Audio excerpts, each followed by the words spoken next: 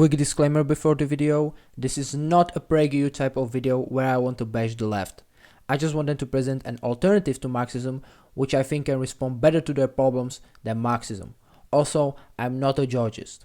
If you want to know my actual belief, I made a Reddit article describing those, which is linked down in the description. This video just simply serves as an introduction to an idea of Georgism and why I think it's good. Also, this video will be mostly about economics, so no stuff such as LGBT rights and such. With that out of the way, let's start the video. Hi! These days, when you go on Twitter or read some news, you often read about people in the US feeling fucked by capitalism and promoting Marxism because of some social problems and feelings of injustice which cause people to become leftists. You might say that it's just a minority, but sadly, a lot of young people support socialism, and that, as a person from former Eastern Bloc, really concerns me, to say the least. These people probably think that there is just socialism that can reduce inequality and such. But is that truly a case? Of course not. The solution I think can solve those problems is called Georgism. Before I'm going to talk about how Georgism can solve those problems, what even Georgism is? Georgism consists of the ideas derived from the thought and works of the American economist Henry George. The central issue is land, and the basic economic and ethical idea is that there should be a single high tax levy on land rent or land value called land value tax, aka the LVT, for that replaces all other taxes. George's thought argues that prosperity for all members of a community requires the individual ownership of wages combined with an equal sharing of the land rent. Georgism posits that global justice requires that the benefits of nature be equally and globally shared through its citizens' dividend, which is basically UBI. Now you might be asking, what's so special about land value tax? Well, many things. Let's start, for example, with the income tax. You tax the income, people will work less because they know they won't be keeping the full price of their work.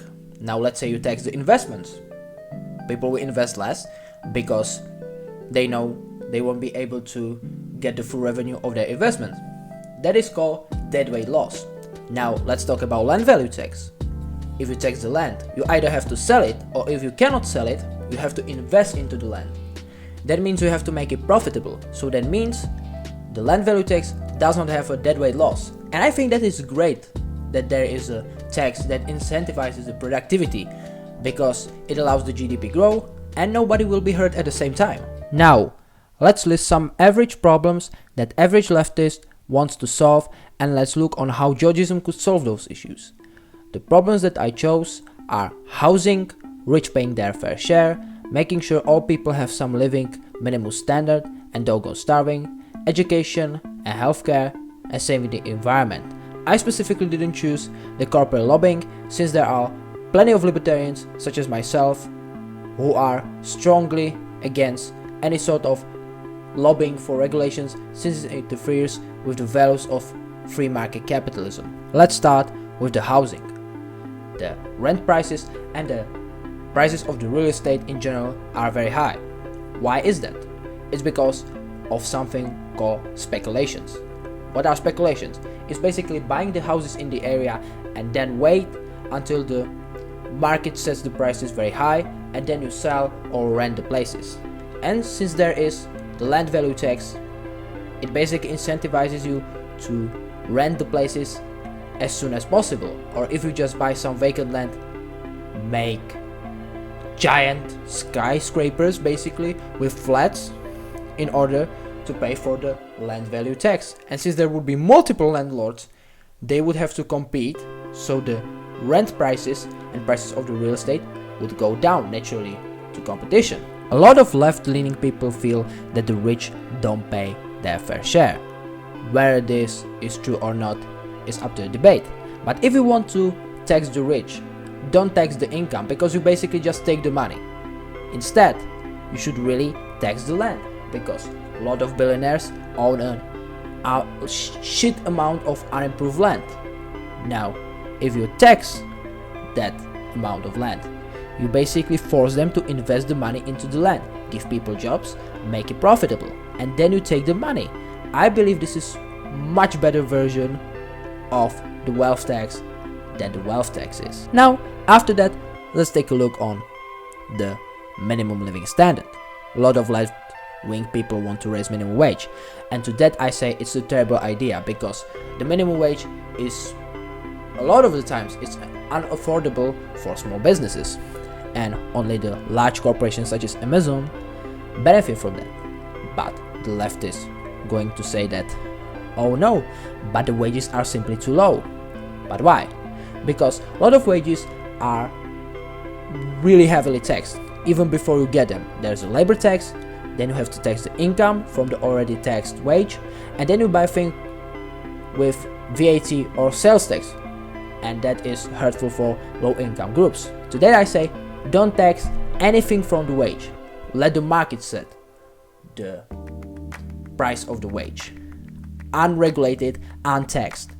And then there's the citizens' dividend that I was talking about.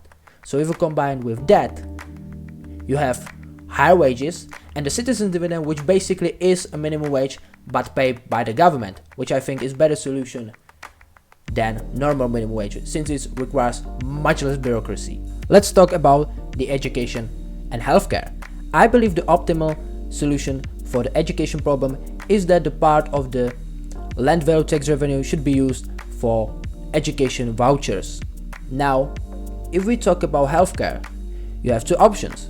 You can use your citizens' dividend, which is basically the UBI, to pay for insurance, or have the Medicare for all paid from the land value tax. Both options are good, but I probably prefer to have more citizens' dividend and having to pay for my own insurance than using the land value tax to pay for Medicare for all. Now let's move to the problems of the environment, because the land value tax don't allow you to buy as much of the land. You have to use the land efficiently, which is inherently ecological, because you have to build more vertically, as I said before. And also, people from the suburbs won't be able to pay for the land value tax. This can seem as a big bummer. So the people will have to move into the city, into those giant skyscrapers, so the cities get smaller yet more vertical, and that means more green places in the places where there used to be suburbs.